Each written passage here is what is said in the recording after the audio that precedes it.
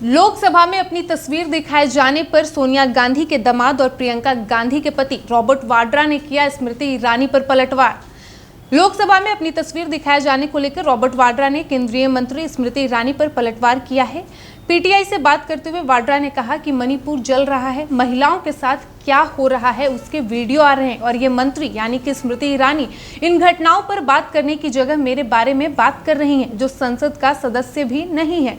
वाड्रा ने आगे कहा कि मैं खुद को संसद से दूर रखता हूं, मैं राजनीति से जुड़ी किसी भी चीज पर तभी बात करता हूं जब सरकार मेरा नाम लेती है और मैं ये लड़ाई जारी रखूंगा। पिछले 8 से 10 साल से जब से ये सरकार आई है, वे जब भी फंसते हैं या असल मुद्दों से लोगों का ध्यान भटकाना चाहते हैं तो मेरा नाम लेने लगते हैं। बता दें कि अविश्वास प्रस्ताव पर चर्चा के दौरान कांग्रेस नेता राहुल गांधी ने उद्योगपति गौतम अडानी का नाम लिया था। इस पर पलटवार करते हुए केंद्रीय मंत्री स्मृति ईरानी ने लोकसभा में रॉबर्ट वाड्रा और गौतम अडानी की फोटो दिखाई थी। स्मृति ईरानी ने कहा था कि ये कब से अडानी अडानी कर रहे हैं, थोड़ा मैं भी बोल दूं, फोटो मेरे पास भी है। अगर अडानी इतने ही खराब हैं तो जीजा जी यानी कि रॉबर्ट वाड्रा उनके साथ क्या कर रहे हैं। सदन में तस्वीर दिखाए जाने को लेकर कांग्रेस महासचिव प्रियंका गांधी के पति ने पलटवार किया। उन्होंने बीजेपी को चुनौती दी कि अगर आप मेरा नाम ले रहे हैं तो आप साबित कीजिए कि मैंने अडानी के साथ मिलकर कुछ गलत किया है। अगर आप ये साबित नहीं कर पाते हैं तो आपको माफी मांगनी चाहिए और अपना बयान भी वापस लेना चाहिए। वाड्रा ने यह भी कहा कि प्रधानमंत्री की अडानी के प्लेन में बैठे हुए फोटो है तो इस पर सवाल क्यों नहीं पूछा जा सकता और राहुल गांधी जी जो सवाल पूछ रहे हैं उस पर जवाब क्यों नहीं दिया जा रहा है।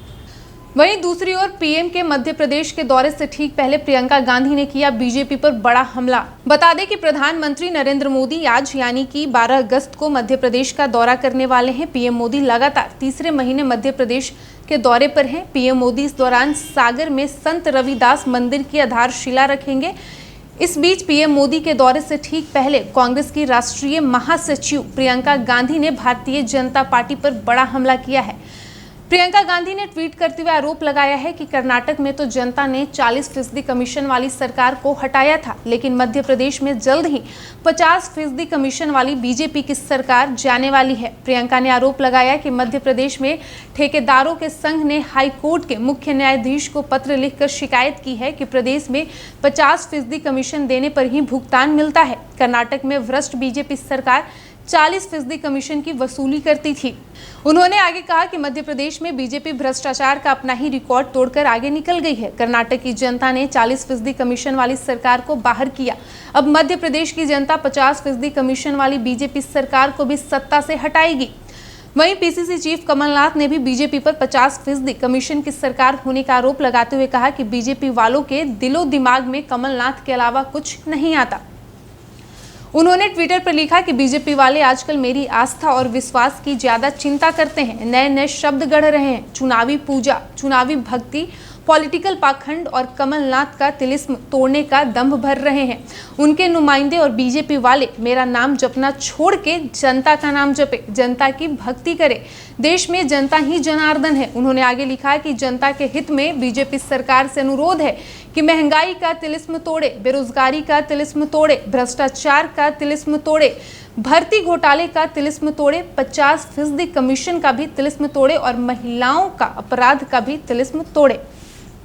तो वहीं दूसरी ओर बीजेपी प्रवक्ता नरेंद्र सलूजा ने कहा है कि इस तरह का ट्वीट कर कमलनाथ शिवराज सरकार को बदनाम करने का काम कर रहे हैं, जबकि ये पत्र पूरी तरह से फर्जी है।